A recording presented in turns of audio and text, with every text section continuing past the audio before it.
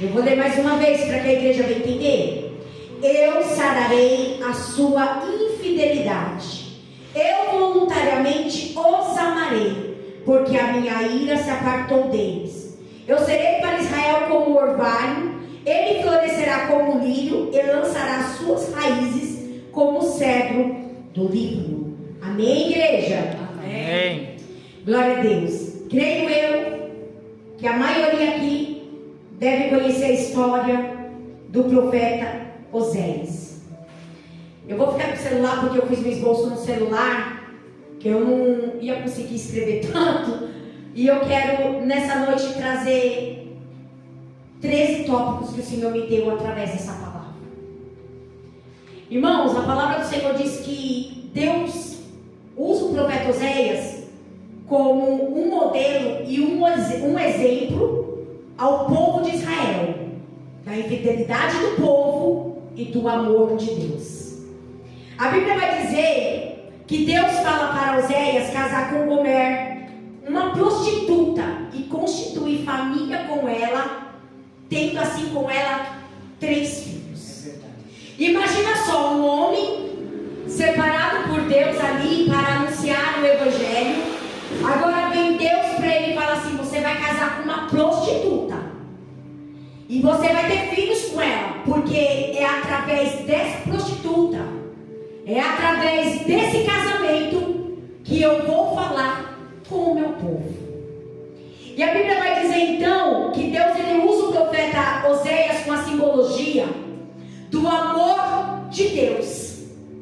E a gente sempre escuta: Deus é amor. Aleluia. E ele então vai usar ali o profeta Oséias como simbologia do amor de Deus para um povo pecador, um povo que naquela época cocheava em 2 pensamentos, um povo que vivia em busca de outros ídolos, um povo que tinha sinais claros da existência de Deus, tinha sinais claros do mover de Deus, do trabalhar de Deus, dos milagres de Deus, mas era um povo que buscava Deus somente no momento de deserto, somente no momento de prova.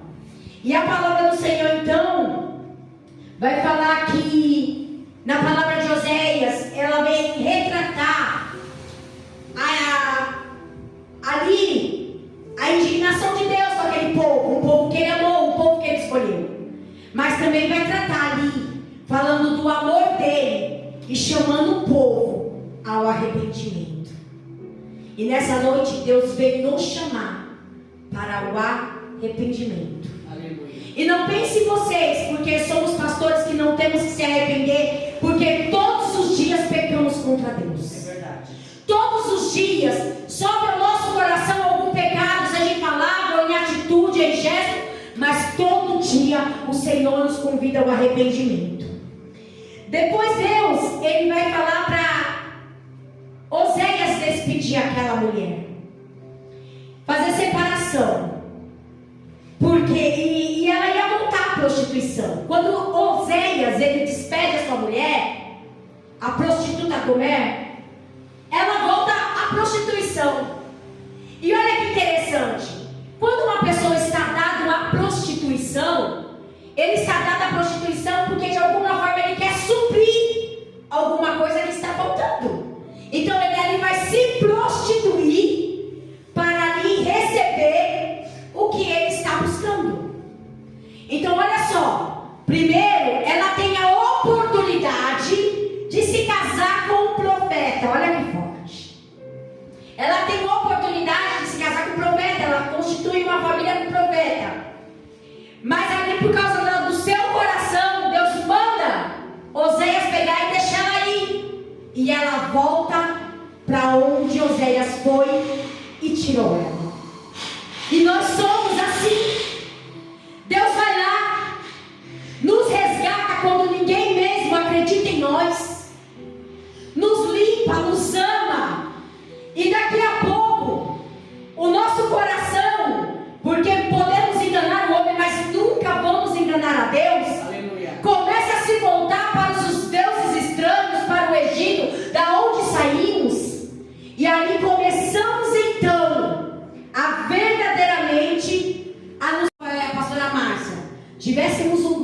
conversado e falado sobre o que era para ser pregado essa noite, não veria tão igual. É verdade. Não seria tão confirmado. Eu achava que queria pregar ela. Aleluia, glória a Deus.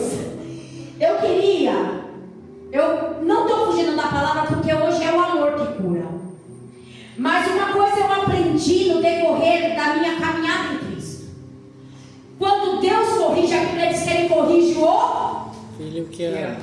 Ele corrige o Filho que ama. O filho que ama. Você não vê Deus corrigindo o ímpio? Porque o ímpio está lá, já praticando as suas iniquidades, já escolheu o teu caminho. Mas você que é filho vai ser corrigido para não se perder. Porque Jesus ele quer corrigir o povo dele, para que não venha perder a salvação. Aleluia. E a palavra do Senhor então vai falar que Deus tinha uma queixa contra aquele povo. Era um povo que viviam fazendo perjúrio.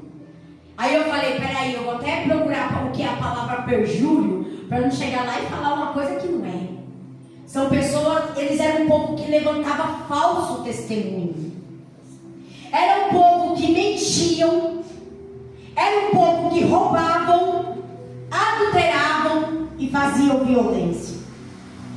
E a gente pensa que Deus, Ele não tem visto o mal que tem estado sobre nós. A palavra do Senhor, ela é bem clara, pensando que Deus, Ele faz vista grossa para os nossos pecados, porque Ele nos ama. Mas deixa eu te falar uma coisa, a Bíblia também fala e retrata que Deus não tira o culpado por inocente. É verdade. Uma vez que nós pecamos contra Deus, não pense que Deus está fazendo vista grossa.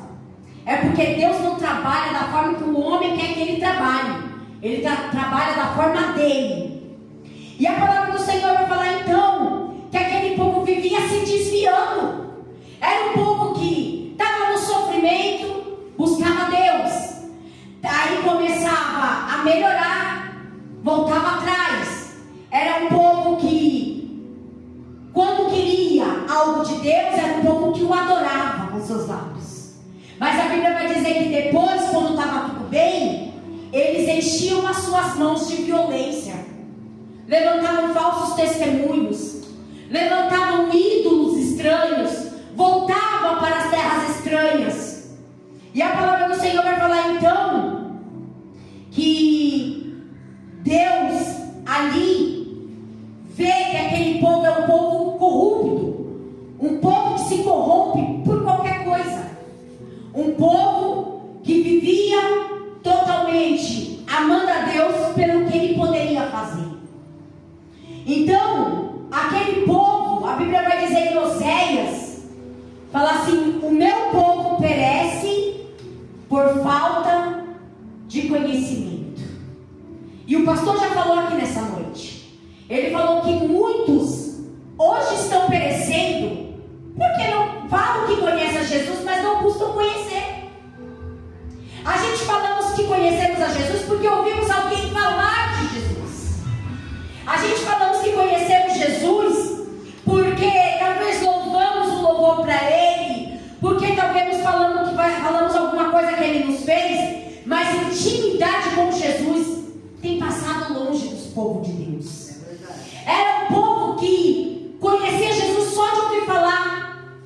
Jesus não, naquela época Jesus ainda não tinha se feito carne, estou falando de Deus, embora seja uma trindade santa. Era um povo que conhecia Deus, porque os seus antepassados, né? Quem já ouviu falar sempre que existe aquela questão da religião através da geração, né? Meu pai é católico, eu sou católica, aí meus filhos são católicos, meu pai é evangélico, aí eu se torno evangélica, e meus filhos evangélicos. Pela religião, pela tradição, um povo que ouvia falar de Deus, mas também que testemunhava grandes feitos de Deus, mas um povo também que se corrompia.